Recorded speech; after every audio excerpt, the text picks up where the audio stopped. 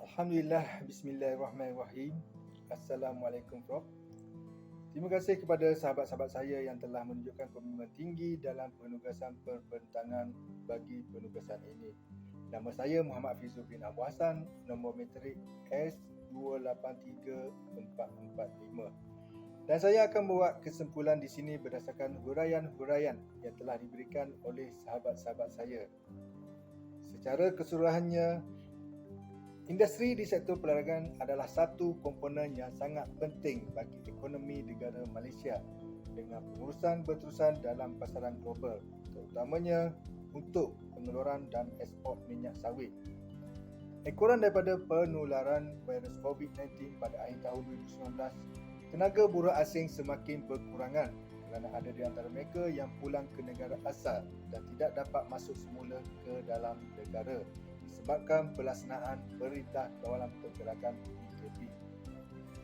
Kekurangan tenaga buruh asing ini adalah halangan terbesar yang dihadapi oleh industri perdagangan dengan kerugian negara mencecah sehingga berbilion ringgit.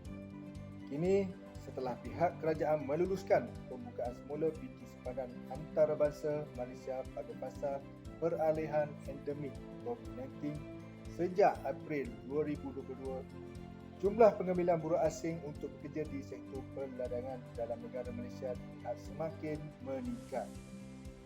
Terbaru pada awal tahun 2022, pihak berkuasa kerajaan Malaysia telah mengumumkan kelulusan untuk pengambilan seramai 32,000 orang buruh asing untuk bekerja di sektor perdagangan, dan sekaligus menunjukkan jumlah angka kemasukan buruh asing paling tertinggi direkodkan setakat ini di sektor perdagangan bagi suku tahun pertama 2022. Pengumuman pengambilan buruh asing ini telah menjadi bualan hangat dan kemarahan rakyat tempatan kerana dilihat lebih mementingkan tenaga buruh asing berbanding rakyat tempatan sendiri yang masih terkesan dengan kehilangan pekerjaan ekoran pandemik COVID-19.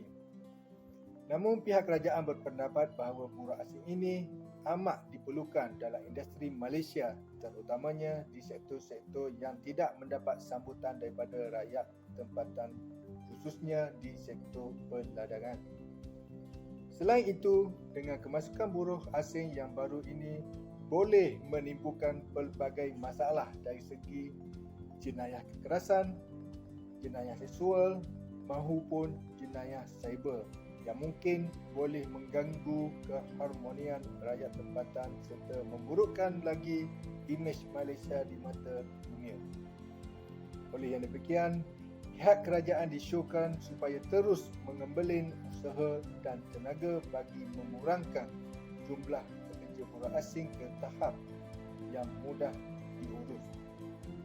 Pihak kerajaan dan para pembuat dasar juga perlu mencari kaedah atau strategi yang lebih baik kerana kaedah sedia ada sekarang langsung tidak memberi kesan yang memberasakan.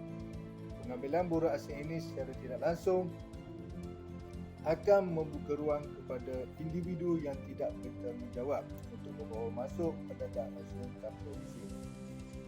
Setelah itu, pihak kerajaan perlulah mengkaji semula kaedah proses pemutihan dan pengusiran parti agar ia tampak lebih efektif dan efisien. Punca lambakan parti ini di dalam negara juga mesti dikenal pasti dan pembuat dasar perlulah berusaha mencari idea baru bagi mengekang pertambahan jumlah parti. Lebih merusikan lagi warga tempatan adalah jumlah parti ini lebih banyak berbanding jumlah yang dihantar pulang ke negara asal.